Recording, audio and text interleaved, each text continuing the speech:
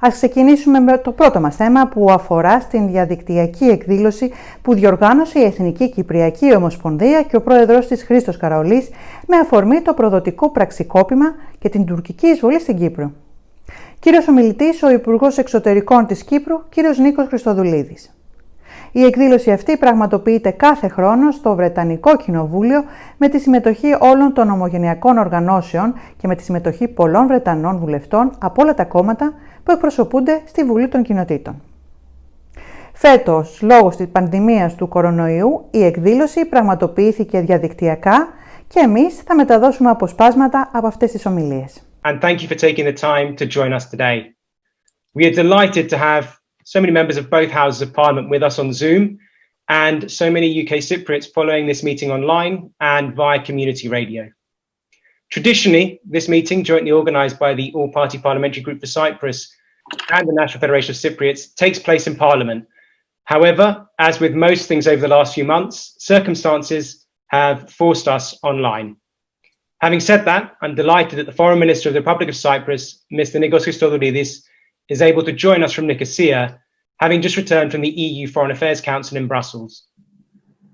Later this year marks the 60th anniversary of the establishment of the Republic of Cyprus and 60 years of diplomatic relations with the United Kingdom. This landmark presents an opportunity to reflect and celebrate the achievements and progress made by the state and the people of Cyprus since 1960. Sadly, for 46 of those years, 37% of the territory of the Republic of Cyprus has been under military occupation by Turkey following its illegal invasion on July the 20th, 1974. Not content with just the territory of the Republic of Cyprus, Turkey is now laying claims to areas of the exclusive economic zone and continental shelf of the Republic of Cyprus and undertaking illegal drilling activities. We are grateful to the UK government, as well as the Labour Party, Liberal Democrats and SNP for their clear condemnation of Turkey's illegal actions in Cypriot waters.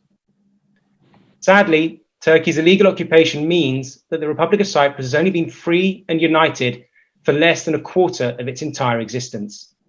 However, we remain steadfast in our belief that a reunited Cyprus, where all Cypriots could peacefully live and prosper together, is both attainable and viable. It would also further elevate the country as an international and regional hub. What we want is fair, simple, and rooted in international law. A free, united Cyprus through a solution that is based on the relevant UN Security Council resolutions and high-level agreements. However, despite the ongoing occupation, the Republic of Cyprus has defied the odds and shines as a democratic, modern, and stable nation that has grown into an active member of the European Union and the Commonwealth in an otherwise troubled part of the world. Through a period of regional instability and unrest, Cyprus has remained a beacon of hope, stability, and prosperity in the Eastern Mediterranean and wider region. Today, Cyprus is home to around 60,000 UK nationals, the UK is home to a diaspora of 300,000 UK Cypriots, and there is an abundance of trade between the two countries. So as the UK takes its first steps in a world where it is not a member of the European Union, it can safely look towards the Republic of Cyprus as a reliable and predictable partner. This partnership is steeped in history and in deep person-to-person relationships. And in closing, I'd like to pay tribute to all the presidents of the Republic of Cyprus for their immense contribution to Cyprus's growing national story. I'd also like to thank the countless British parliamentarians, including all of you joining us tonight, who have opposed the ongoing occupation and stood beside the Republic of Cyprus throughout its first 60 years of existence. Thank you for your time and for joining us this evening. Without further ado, I'd like to introduce our next speaker, His Excellency the Foreign Minister of the Republic of Cyprus, Mr. Nikos Christodoulides. Thank you, Chris. Good evening to all. Thank you very much for the virtual presence and for your interest in Cyprus. Sir Roger Gale, honourable members of the Parliament, the All-Party Parliamentary Group on Cyprus is playing a very important role in promoting the Cyprus-UK relations, as well as in bringing to the forefront the vital issues for Cyprus. We are grateful for the group's contribution all those years. I'm also particularly pleased that the Minister of Europe and the Americans, Wendy, is with us this evening. I wish to express, of course, my appreciation to the organizers of this meeting, to Chris. In the middle of a pandemic, we are witnessing important changes and shifts, and I believe this event provides a very timely opportunity to exchange views on an array of issues, focusing in particular, especially from my side, on our foreign policy, Cyprus foreign policy 60 years after independence, the complex, very important relationship between Cyprus and the UK, especially the post-Brexit era, in which the UK will remain an important partner, both for Cyprus, but also for the European Union. Developments in the Eastern Mediterranean, where, as Chris very correctly mentioned, Turkey's aggressive policy in Cyprus' exclusive economic zone and beyond is undermining stability and security. And finally, I'll refer to where we are with regards to the Cyprus problem and how we envision the way forward. Let me begin by presenting very briefly an overview of Cypriot foreign policy 60 years following independence. Cyprus foreign policy has been undoubtedly and understandably, I would say, dominated by the fact that we are a small country with a national problem of the magnitude of the Cyprus problem, with 37% of Cyprus territory occupied, and with a physical presence of approximately 40,000 Turkish occupied troops.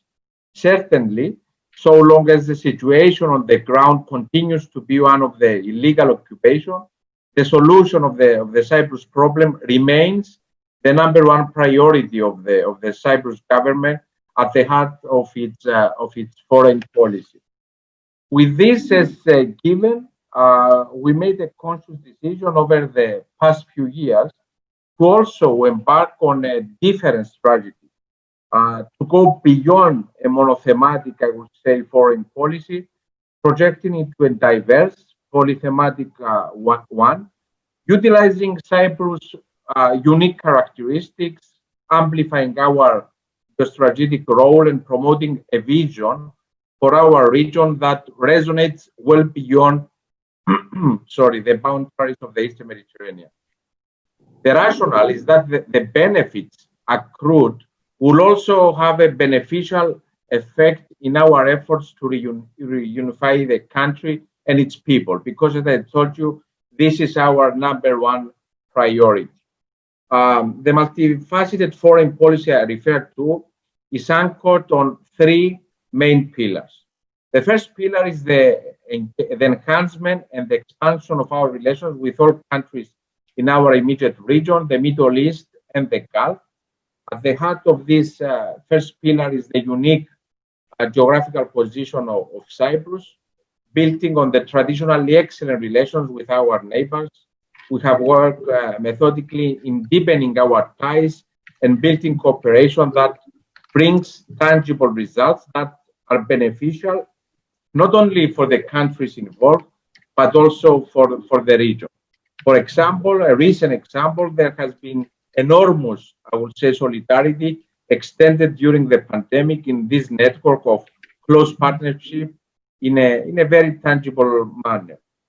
Beyond the bilateral value of this effort, our actions are also underpinned by a long-term vision for our region.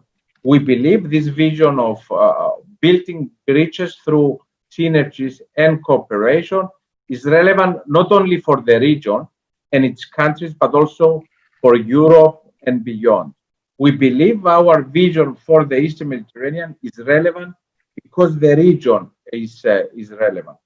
Together with Greece and others in the neighborhood, such as Israel, Egypt, Jordan, Palestine, Lebanon, UAE, Cyprus has worked to establish trilateral cooperation mechanisms, which were in fact triggered by the energy developments in our region, with the realization that these developments have the potential of also reshaping the political map of the region.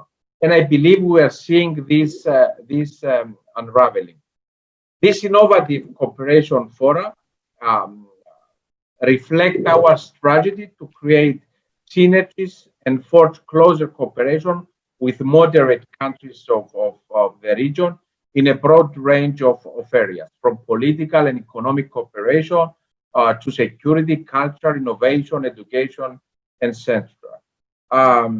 The central pillars of the trilateral cooperation is that they are not directed against any third country.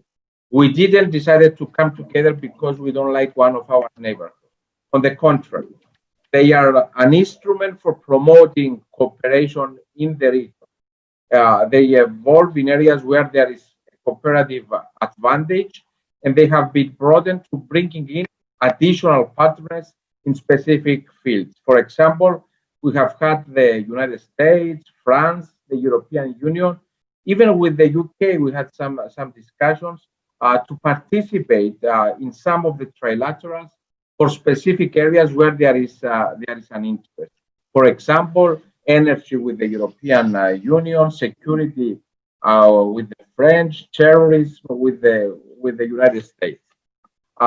Our second foreign policy pillar is the more active involvement of Cyprus within the European Union, beyond issues that directly touch upon the Cyprus problem or Turkey, which, as you understand, for a long time following our accession in the European Union in 2004 was the case.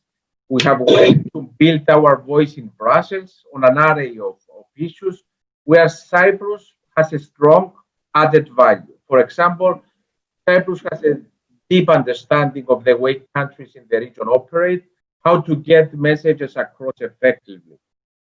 From their side, countries in the region often react to what they see as a lack of understanding by Brussels of the complexities of the region and the dynamics within their countries. So Cyprus is seen as a credible, trustworthy, reliable, I'll say, channel of communication between the European Union and countries in the neighborhood. And this is being increasingly recognized both from the countries of the region, but also from the European Union. We believe that in the post-Brexit era, Cyprus, a country that has traditionally close, I'll say unique ties to the UK, also has an important role to play in ensuring a strong partnership between the United Kingdom and the European Union. We have consistently made the case during the negotiation between Brussels and London that the UK must remain a key partner to the European Union post-Brexit. Now coming to the third pillar of our foreign policy, this relates to the strengthening of relations with the 5 permanent members of the United Nations Security Council, as well as with some other key partners in the international arena, like Japan and India. We are working on building our relationships with the 5 permanent members of the Security Council beyond the remit of the discussions of the Cyprus problem at the Security Council. That was the case in the past, creating an evolving and continuously advancing strategic cooperation in all fields. I'll give you an example with the United States. Relations at the bilateral, but also at regional level, have grown at a remarkable, I'll say, pace over the past few years in areas such as security, energy, but we are always working on a positive agenda. We're not working together against a third country, always on a positive agenda. Turning now on our bilateral relations, Cyprus-UK relations, as you know, long-standing relations, are entering a new phase in this post-Brexit era. As I have mentioned, I see a lot of potential for closer, expanding cooperation in a wide range of issues. There are a lot of examples that indicate that when Cyprus and the United Kingdom work together in an open, always frank manner, there is a mutually beneficial outcome. The most recent example, and I would like to mention this, we discussed it also with Wendy and also the Foreign Secretary, is of course the signing of the agreement on the non-military development of the bases in Cyprus, an agreement reached after 60 years of discussion. It was the decisiveness of the two governments that resulted in the agreement.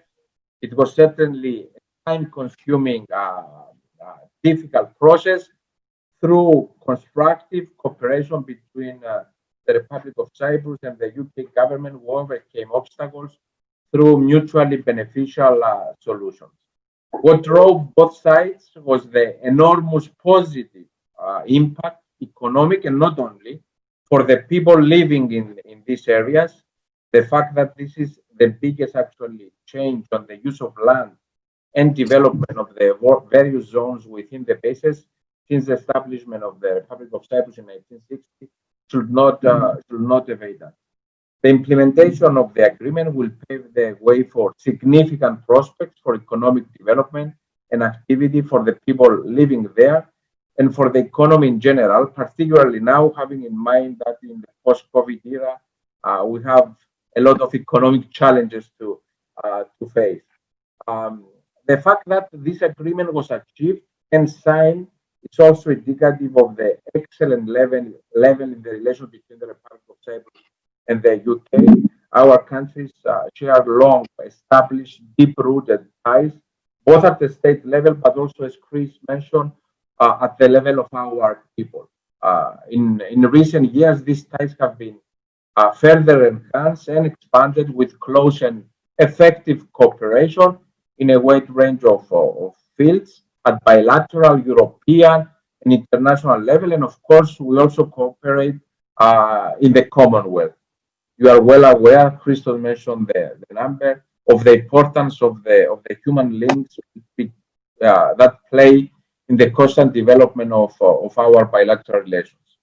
Now coming to the Eastern Mediterranean, the developments in the Eastern Mediterranean and Turkey's role as a spoiler pursuing a neo-Ottoman vision in the region, I would say.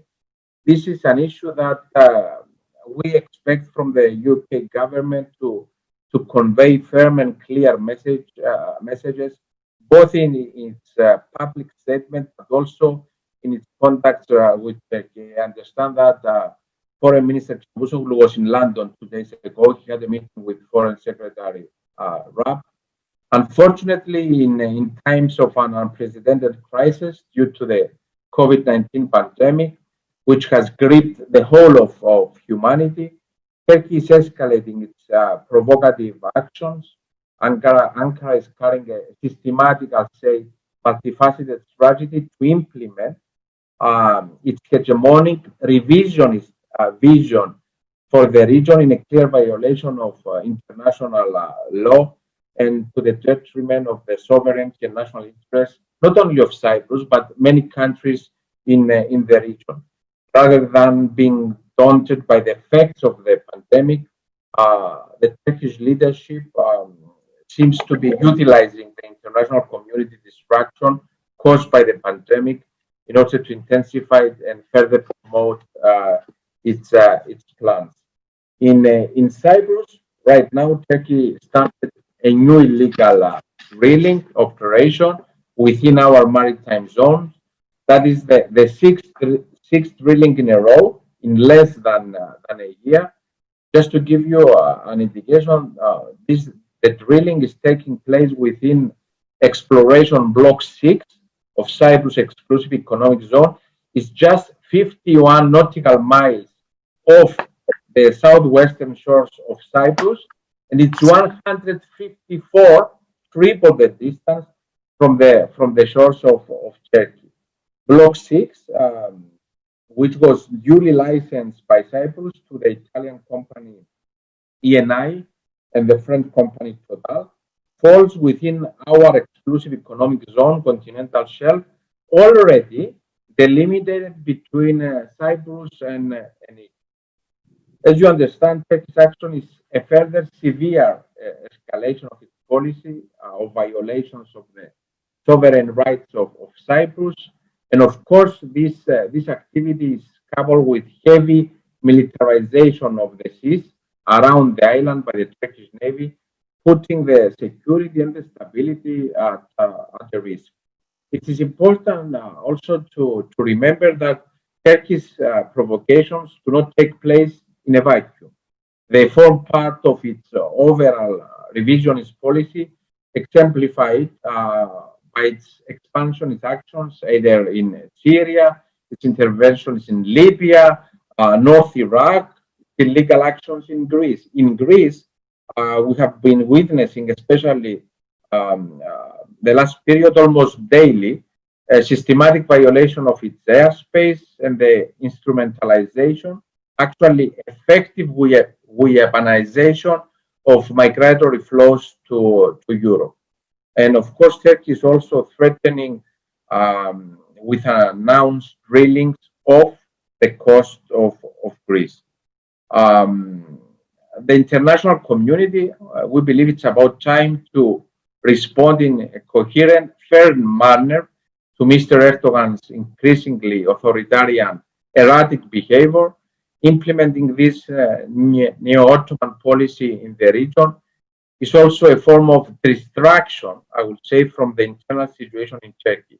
We have seen this in his unacceptable most recent action, you are well aware, with regard to Hagia Sophia. At the European level, the Union has responded by putting in place last summer a regime of restrictive measures against Turkey.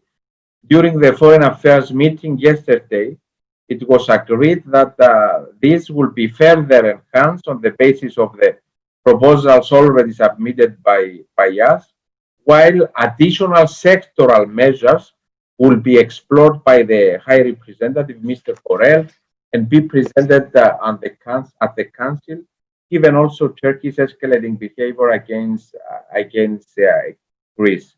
We also look, as I told you, to the UK to stand up for international legality, and in doing so, sending a clear message to Turkey is very important.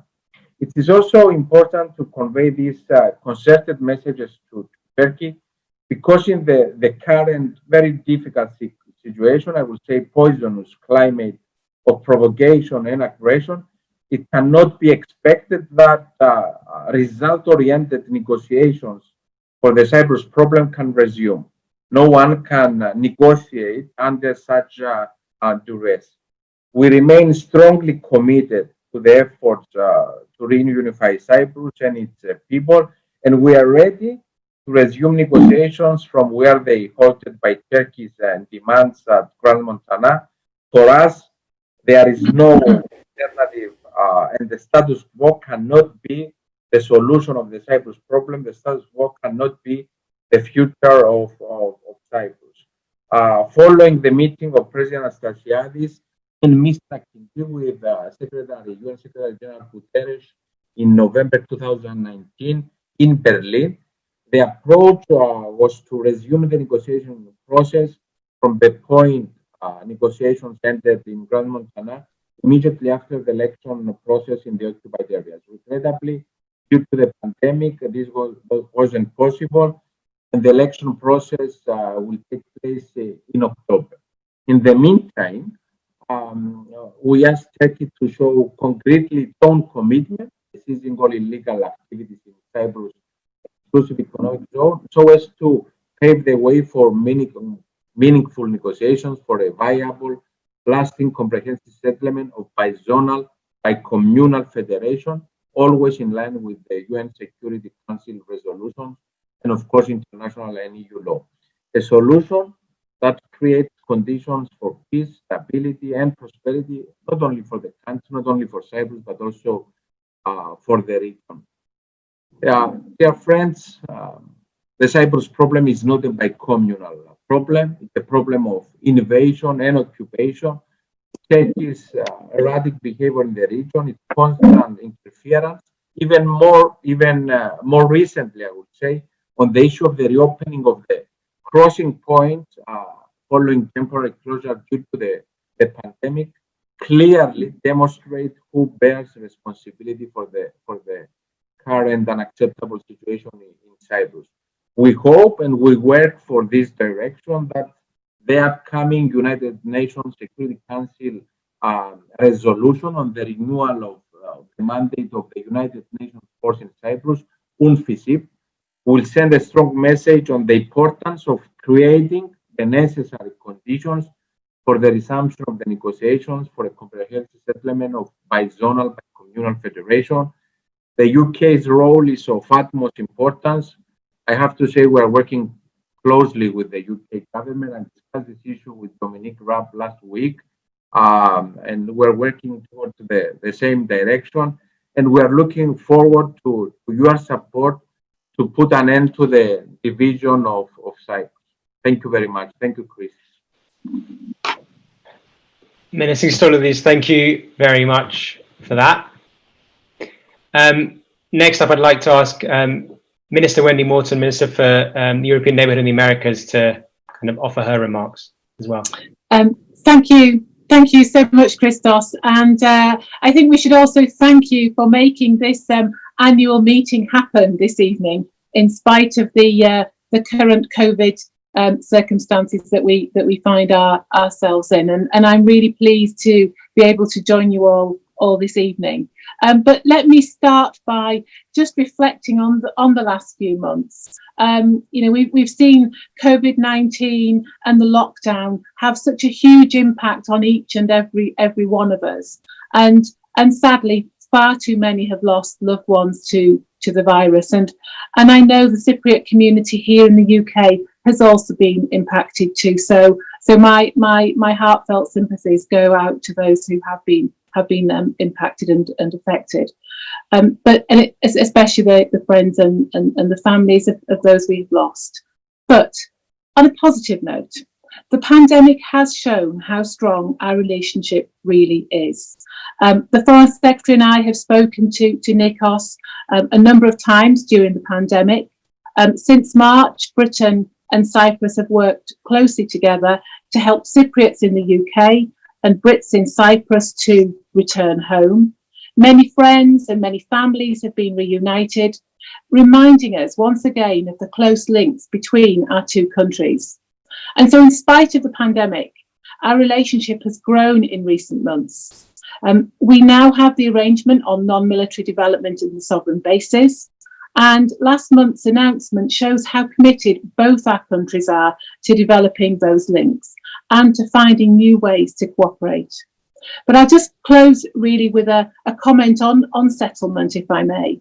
And that is that, recent developments really underline the importance of a comprehensive, just and lasting settlement of the Cyprus issue, and one that's based on the internationally accepted model of a bizonal, bicommunal federation.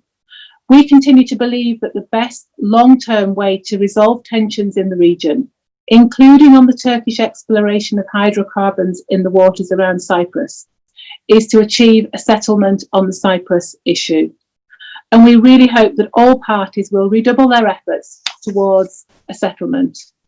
For my part, I hope that the coming months will see both communities safe, well, and taking concrete steps to realise that goal.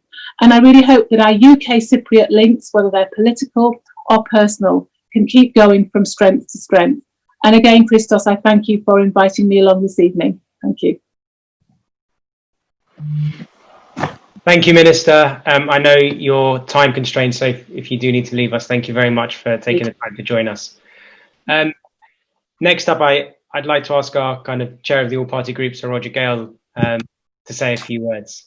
Sir Roger. Your Excellency, Ministers, ladies, gentlemen, can I first add my thanks to Christos for organising this annual event. Strange circumstances to hold it in, but I'd like to welcome all of those who are joining us via live streaming and all those who are listening on radio. And the curious thing is that in spite of the bizarre circumstances, we may have a larger audience than we would normally have. And so then that's a very good thing. I'd like to add also my condolences to those expressed by Wendy, our Minister, to all of our friends, families who've lost loved ones in the course of the pandemic. It's a terrible experience. Every loss. We listen to statistics, 20,000, 30,000, 40,000. But of course, one, if it's your family, is one too many. And we really feel for you. But as the Minister has said, it has strengthened ties. It's proven that there is a really strong bond that has been established over 60 years since independence between the United Kingdom and the Republic of Cyprus. And we all know from this group, without party politics being involved, of the incredibly strong friendships that we have built up with our colleagues on the island of Cyprus. And in my case, I'm proud to be able to say that I've had a wonderful relationship with a succession of distinguished High Commissioners, of which Andreas is the latest and immensely welcome, and I'm glad that you're with us here tonight, High Commissioner.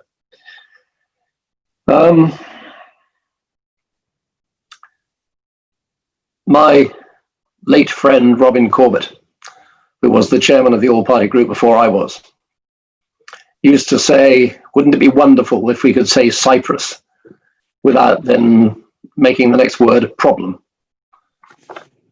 46 years is far too long. We all know that. I have the privilege of leading the United Kingdom delegation to the Parliamentary Assembly of the Council of Europe, where quite rightly the Ukrainians within the Parliamentary Assembly raise continually the annexation of part of their country, Crimea, by the Russians. And they say this has been going on for half a dozen years. Well, forgive me, there's another country that's been partly occupied for 46 years, and that's the island of Cyprus. And we continually try to raise this issue as well in the Parliamentary Assembly, because it is so important. And I also know that in coming weeks, if, as we hope, will be a plenary session in Strasbourg in October, the issue of Hagia Sophia will be raised, both within the Culture Committee, but also, I trust, within the full plenary session in the hemicycle, because it is quite wrong that this World Heritage should have been appropriated by Turkey and back into a mosque, forgetting, of course, as the most beautiful and historic Greek Orthodox cathedral in the world. And we will do whatever we can to work with our Greek and Cypriot friends to try to reverse that decision, although I suspect that's going to be quite difficult. The issue of the oil exploration has been raised. That, so far as your friends in the United Kingdom are concerned, is entirely unacceptable. This is an illegal act taking place in Cypriot waters. It cannot be allowed to continue, and it has been condemned by our government, and it has been condemned by all of those who regard themselves within the United Kingdom Parliament as friends of Cyprus. So there are many who wish to contribute tonight. I mustn't take up more time, but I will end as I always do, and sadly it's been for too long, by saying that we know what we want. We want a united Cyprus, united on fair terms, in which Turkish Cypriots and Greek Cypriots can live in peace and harmony. And we will stand with you and for you for as long as it takes. Thank you. Thank you, Sir Roger, for that typically clear and forthright intervention. Next up, I'd like to ask Fabian Hamilton, the Shadow Minister for Peace and Disarmament, to say a few words. Thank you very much, Christos. High Commissioner Andreas, Christos, Sir Roger, Foreign Minister, of course, Nikos Christodoulides, who I count as a good friend. Minister Wendy Morton, I know she's had to go, but she is also a good friend. Colleagues, friends in the diaspora who are watching, welcome this evening, and thank you for allowing me to speak. Wendy mentioned in her speech, and as others have, as Roger mentioned, the effect that COVID-19 has had on individuals and families. And I'm sorry to report to you that this morning my own mother-in-law died from complications resulting from COVID infection, and it's been a real blow to us. So I will be leaving fairly shortly to ring my children about and talk about their grandmother. 46 years ago, in 1974, studying for A-levels in London. I am that old, I'm afraid. I had in my class a number of Greek Cypriot citizens who'd come to London to study, who became good and dear friends in that 1 year. And in the summer of 74, most went back to Nicosia and to the villages and towns in Cyprus that they came from. And of course, we know what happened. One of them, whose name was Nick Loizu, was killed directly by a Turkish tank. Now, when you're 19 years old, something like that has a profound effect on you. And from that day to this, I've never forgotten that Cyprus was invaded by the Turkish army and that people on both sides were killed as a result. And so I've committed myself, and I hope our party collectively, we have a strong affinity with Cyprus and the Cypriot diaspora, to working with all of you across all parties, as Roger says, for peace and reunification. Now, a solution, we believe, in the Labour Party must be in line with UN Security Council resolutions, as others have said, as Foreign Minister Nikos has also said. And of course, the high-level agreements, the EU acquis, as well as the Guterres framework, all articulated in Crans-Montana. That can and will be picked up again, I hope. So we in the Labour Party support the reunification of Cyprus as a bizonal, bicommunal federation that is a normal and viable state. Cyprus is a member of the European Union, which sadly we're no longer, and it is a member of the Commonwealth, which we are very strongly supportive of on all sides of the House of Commons. It does not require, however, outdated guarantees or occupation by foreign troops. And a just solution must also address the crucial issue of property and allow refugees from both communities to reclaim their properties taken from them after the invasion, if they choose to do so. And I think for far too long now, the people of Cyprus have been divided. So we hope that the negotiations are able to recommence as soon as possible from where they left off. And the occupation of part of the island by Turkish troops must end in order to pave the way for reunification. Now, we also believe that we must rapidly address the humanitarian issue of the missing persons and encourage all governments to fully cooperate to bring closure on this terrible issue. My friends, from the outset, the Labour Party has been consistent in its respect for the sovereign rights of the Republic of Cyprus by condemning Turkey's illegal drilling in the exclusive economic zone of the Republic of Cyprus and, of course, in the continental shelf. And as many speakers have said already, this is now the 6th time that Turkey's attempted to drill in Cypriot waters. And it's wholly unacceptable act of aggression that we simply believe cannot be justified. And it just serves to undermine the confidence and prospects for negotiations to resume. But we're not going to lose hope or lose heart. And that's why our new leader, Sir Keir Starmer, appointed me specifically as Shadow Foreign Minister, not just for peace and disarmament, but to cover Cyprus, an island I know well and have visited on many, many occasions to try and help and see what the British Labour Party in opposition can do to help with the process of reunification. So Christos, thank you. Sir Roger, thank you for inviting me this evening to address you and everybody that's watching on the streaming service. I'm sorry I have to leave. You do understand why, but my heart will always be the people of Cyprus, the island of Cyprus, and the great, wonderful diaspora we have in the United Kingdom.